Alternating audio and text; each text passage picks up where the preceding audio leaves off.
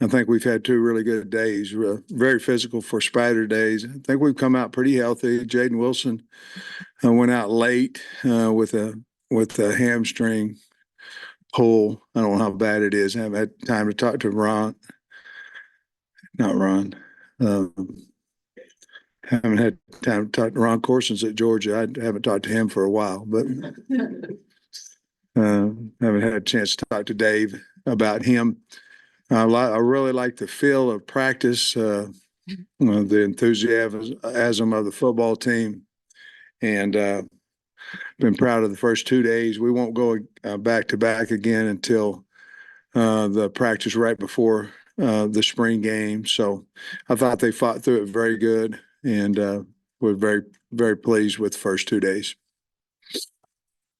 So you didn't do the 2 minute today. Were you just kind of really pleased with the way practice went, or it wasn't part of the script? No, I went 4 minutes over practice yesterday, and I told them I'd try to buy it back. And to be perfectly honest with you, once Jaden pulled up a little bit, I was more concerned about, because we have taken more reps than what we normally do, and I was more concerned about pulls and things of that nature in that 2 minute than I was actually running the 2 minute drill. So we got one in, as you know, yesterday, and I want to make sure I stayed on time with the kids, so I bought the 4 minutes back. What have you thought of the quarterback depth so far, and what went into Talon going out with the first group, basically? Well, obviously Talon we've seen some out of him before, with the walks and all this kind of stuff, and meeting time he puts in and all that kind of stuff. So it was different than throwing a guy in with the ones the first day of practice, because the rules have allowed us to do more before practice starts. But I like where we're at with the quarterbacks. I think they're battling in there. And I think Malachi had a better day today than he did on Thursday. Chris is doing well. I like where KJ's at. Taylor's doing a fine job. So I like where they're at. They like each other. They're competing hard against each other. And the one thing I'm seeing a little bit more out of them this year is, they all seem to possess really good leadership qualities and take ownership of their own mistakes, but yet have really good leadership skills. That's what you have to have at the quarterback position. Coach, transfer defensive backs, three of those guys back there, what have you seen from them? Miguel Mitchell, Otis, is the one that we've just seen partial practice. He had the foot, so we're trying to be smart with him.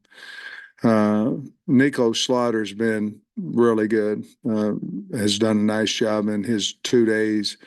Cuddy, Marquise Robinson, has also very competitive, and has also done a nice job. I think where they land on the depth chart, I don't know, but we hit on, and we've seen enough out of Miguel as well, but I think we hit on all three of those. Where they land on the depth chart, I don't know yet, but I've been pleased with those guys. And I'll be honest with you, with Jaden Allen and Selman Bridgers, they've done some really nice things in team and in coverage.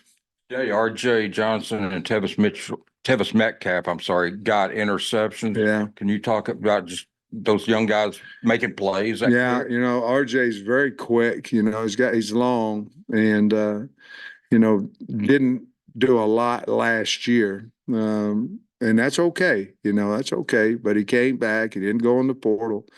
And I think it's starting to pay off for him. Obviously he had a good off season. That helped him as well, because he needed some strength. Tevis Metcalf is a baller. I mean, he's a tough guy. Obviously come from the Metcalf family, but knowledgeable, come from a really good high school, knowledgeable player. I told him after he picked the pass, the next play when he redirected the slot, to me, was even a better play than the one that he picked. And I told him that. So he put two really, really good, and he had more, but he put two really good plays together. Football is important to him, and I think he's going to be a good player for us. Curious the plan on quarterback. Do you plan to keep Talon with the first group? Are you going to rotate him around a little bit? Yeah, I don't know, Trey, to be honest with you. That'll be something after today's practice, and we'll meet this afternoon after we all get the tape watched, and I'll meet with the offense about 4:20 today, and assuming all the recruiting will allow us to get to that point. But then we'll decide what we do there. So that's just something I really don't know the answer to right now, to be honest with you. Couple of new backs, Jaquindon Jackson and Braylon Russell. Braylon's got some thighs on him. What are your thoughts on what those guys have done so far? Love them. You know, I think they bring something to that room. You know, and Braylon's fast. You know, I mean he when he gets turned north to south now, it's a load coming at you. But the thing I've seen about him, Trey, to be honest with you, is his vision. Got really good vision, and I, you know, we saw JJ jump cut today and things of that nature, and make some guys miss, other than just running around them or running over them, you know, and those are some things. Anytime you have freshmen and portal guys, you're just, every time they do something, you're going, I didn't see that on film. I didn't, you know, and it's been in a positive way, you know. Watching JJ's Utah tape, it was a lot about speed and running over guys, but I mean, he's got some ability to miss in a small area, make guys miss in a small area. And so does Braylon Russell. So I've been really pleased with the addition of those two guys. Really have. Now, we haven't been able to tackle them yet, so we'll have to figure that out. And you know how that is. Pads go on. A guy usually doesn't stay the same. He either gets better or he's not quite as good when guys are running at him, knocking the crap out of him, you know. So we'll see what happens then. Thoughts on the offensive line group and the transfers with the first team specifically? Yeah, Coach Mateus has done a really good job with those guys, I think. You know, everything starts outside in to me. In other words, you got to have two tackles that can play. You got to have a center, and I've been really pleased with Nichols. Junior Carmona he's a player, and Keyshawn he's really done a nice job. Those guys have been, and it's not only just that they're playing pretty good. You know, again, it's non-padded, but they're playing pretty good. It's what they brought to the room. You know, they brought field presence, guys who understand how to win and understand how to motivate, things of that nature. But they brought an older skill set to the room, and you know, you look at Marion Harris, how much he's improved to this point, and Tykees Crawford and Braun and Kudus, and those guys have improved. And I think it's because of strength and all that, but it's also because of, I think Eric Mateus has done a really good job with them. And I think the older kids are not selfish. They're hardworking kids, and they kind of are showing how these guys need to be, and they're following along with that. Really happy with that group. So you had Stromberg at center, then Limmer. Now you're playing Nichols there with the first team. You feel okay with it after having, you know, two really consistent guys? Yeah, I really do. Yeah, I think that's his spot. And the one thing about it is Amari Wiggins has been out. He's been into some Indy and some things of that nature, but we've got to find out where he is. Edmondson's done a nice job in there. You know, Eric moved him to center when he came in, keeping Street as a guard, you know, and but I think that's Nichols' spot. You know, I mean, I'm not talking about depth. I think that's where he can become a really good SEC player and draftable player and all that stuff, play at center. You know, I knew him for a long time. I offered him, I think, when he was a freshman, maybe at the end of his freshman year when I was at Georgia. And if we offered you at that point in time at Georgia, you had to be really, really special, and he was in that camp. So just I think we found the right spot for him. It seems like Rashad Dubinion has made some pretty impressive catches so far. I mean, as a receiving back, how do you think he is? You know, he's always been a good receiver out of the backfield. But I think right now, you know, he's older, he's stronger. I think he's got more confidence. I think the offensive line is instilling confidence. You know, if your offensive line is playing pretty well and things of that nature, your whole team will get a little bit better. I think they're helping him with his confidence too. But he's always been able to catch the ball. He's catching it well now. Spence was in here yesterday and we talked about like how excited he is to kind of be a leader in this season. I mean, were there any off-season conversations you had with him? Just you can naturally look at the depth chart and see a bigger role, and just what have you seen from him and his growth to right now? Well, I think those guys, even, you know, obviously we've talked to them, but I think they could see it, you know, that they're sitting in there with, you know, Sorey would be the older guy, and he's not old, you know, but he would be the older guy. And then you have those three guys, and it's Spence, Sanford, Dean, and obviously Juju Pope.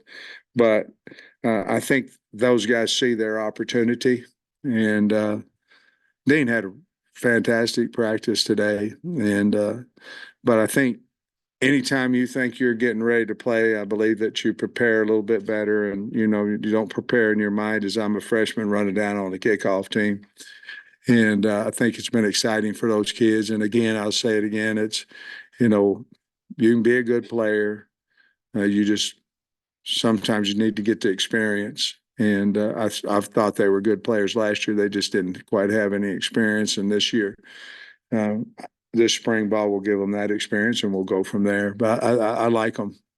And Tyrone is really kind of, it seems like he's got good chemistry with Talon and he's made some good plays. What have you seen from him growth wise? And because you were, before we even got to see practice, we're kind of giving some endorsements for just expecting big things from him. Yeah, you look at those two, there's a bunch of them, but, you know, Andrew Armstrong and Broden have been the guys that have, I don't know, they've taken you guys been at practice, seems like they've taken their game to a new level here. Broden just needed confidence. Now he was hurt and things of that nature, and then he kind of got behind a little bit on learning and things of that nature because of his injury. But as you've seen, he's very talented, and I feel at this point in time I feel really good about our receiving core guys. Coach, you got Nico. I mean, we know what Landon Jackson can do at that end, but you got Nico, Quincy, and Anton. Mm. Talk about those three kids and anybody else you want to. But And those Nico's made a lot of plays. You know, he has good player, playing hard, really in great shape. So he's going hard all the time. Anton, he probably still he needs to continue to get in better shape. But he's very, very strong and long. I'm really excited that he's here. Quincy, talented now and big, and Quincy's going to be a really good player. He was working hard. Those two young guys, Kavion Henderson, they played, and Charlie Collins, they played 100 miles an hour. And may be out of a gap here and there every now and then, or rush too deep on the quarterback, but they're going. You can't evaluate, or you can't figure out what a kid is unless he goes full speed. And you know exactly what you have in those two guys. They like the game, and I've been proud of those 6 guys. How do you think the offense has picked things up with Coach Petrino's system through 2 days? The greatest thing, and I think the NCAA understood that you're going to have, each team are going to have a lot of new players, you know, and so they allowed us to have walkthroughs and meetings and things of that. And I say things of that nature too much, but walkthrough and meetings, I'm trying to get better at that. I got a lot of flaws as I've found out, and I knew before. But would you ask about how they picked up Bobby's offense? Seemed to be pretty good, doesn't it? And we've got quite a bit in, and you can tell by the speed, you know, how fast does a guy play, or whether he's thinking about his assignment or he's thinking about where's my fit and what am I doing and what's my depth of my route and all that kind of stuff. So I think anytime you are quoted as a good coach or a brilliant coach, or whatever that whatever the terms that Bobby's had and thing. It's your ability first and foremost to teach. And then obviously your mind has to be a little bit different than others, but which his is. But it's the ability to teach, it's the ability to communicate. And he's exceptional at that. And I believe so is Ronnie Faust and Eric, and those guys have done a really good job of buying into Coach Petrino's system. We saw CJ Brown get some reps with the twos today, made several nice catches. Just what have been your early impressions of him? I love him. I mean, obviously he's from real close here, and we want great success for him, but he's earned that. He's a more mature, older kid than what you know what I mean, than what a high school is supposed to be going to prom here in a few weeks, which I'm sure he still will, but he's I thought he was a really good player. I think he's better than what I thought he was going to be. Keelan Stewart during one-on-ones today was step for step with Isaiah Satania, and I just feel like you don't see that super often. What have you seen from him? Well, I'm glad you saw it because I was down with the offensive line, 31 minutes of Indy for me. I'm like, what the hell? But Stu's a guy that has confidence right now. When he got here last year, it was just catch up, make up, catch up. So again, sometimes the portal, if you don't get them, and we're going to go try to get some guys. I'm not saying that, but if you don't get them in January, it's really hard for them to make a huge difference. And we've had guys do that, but I think right now with the year that he had, what I'm proud of him about, he didn't give up. And so he's come back here, and he's in a strong battle for the starting corner. Sam, what do you thought of Luke? He's had some nice catches up there. Looks like he's moving pretty good. Now, after practice, he talked about it. I just asked him, and he said he feels 100%, and he's strong. I think where he's improved is his route running. He rounded some things off a year ago. I think he's improved that. And I really like what they did in Indy. I haven't watched it today, but I thought Coach Turner did a really good job in Indy. They're playing more physical, and if you had a knock on Luke, it would be his run blocking, and which I really didn't, but he's gotten better there too. So he's playing with an extremely high amount of confidence. We've seen you guys do a little 12 personnel with Paskey out there. So it looks like maybe a guy that you were kind of missing last year in terms of being a physical blocker. And also Gums seemed a little timid last year, but he seems a lot more comfortable. Yeah, and that's something, Gums has really improved. I think Posca. Yeah. As you know, I already knew that because but Posca, it's June Kodge and Posca. Posca got ran over by a tire yesterday and went out there and practiced today. The whole day's tough. A lot, guys. You're gonna love this freaking kid. He's a great guy. You remember Yelta? Yelta. He's kind of that same toughness and this, that, and there. And Dave called me and said he got hit in a crosswalk on his scooter. Them scooters haven't been good to us so far, but said the tire run over his foot, and I called him last night. Oh, I'll be there, coach. I said, okay. And he practiced the entire day, but he is something that we needed, just like you said. And I know this, whether if he gets whipped or whether he doesn't, he's a tough guy that's got a big frame on him. That he can also catch the football, but that's something that we were lacking, that we went out and got, and I'm very pleased with him too. The kind of scooters that you stand on or sit on? Well, I know the one that Wiggins got hurt on was a standing one. I don't know how fast those go, but I rode an electric bike. When I was with Brandon Adams, I rode an electric bike, and I forget where I was. Those things can go pretty fast, even, carrying a decent load. So I don't know how fast some little other things can go for sure. You guys got big recruiting stuff going on this weekend. Yeah. I know you can't comment on specific names, but a junior day. So curious if you could maybe enlighten us a little bit on maybe some of the things you guys maybe have planned or Well, what we you kind got a of do home with these run guys. derby. We're going to have a little home run derby in here, and if the weather will allow us, we're going to take in the baseball game, and we have an OV this weekend as well. We had 3 or 4 guys in here yesterday, and have 3 in here today, and so we need to take advantage of it, Trey, because we're going to be gone the next 2 weekends, and so we're trying to have a little bit more fun with it. My first year here, we went out there in the hog pen, and it was a wonderful junior day, to take them out there, and the fans are crazy out there. That's the plan for tomorrow if it doesn't rain. It hadn't been canceled. Did the days get canceled? Okay, and so hopefully we can get out there. Postpone. I don't even know how to frame this as a question, but it seems to me in the team periods and in the fastballs, there's guys getting in this open space more on offense. It just seems like there's a more openness, more variety in what you're doing offensively. Is that a fair assessment, or what would you think? I think we're finding windows as receivers better than we ever had, if that makes sense.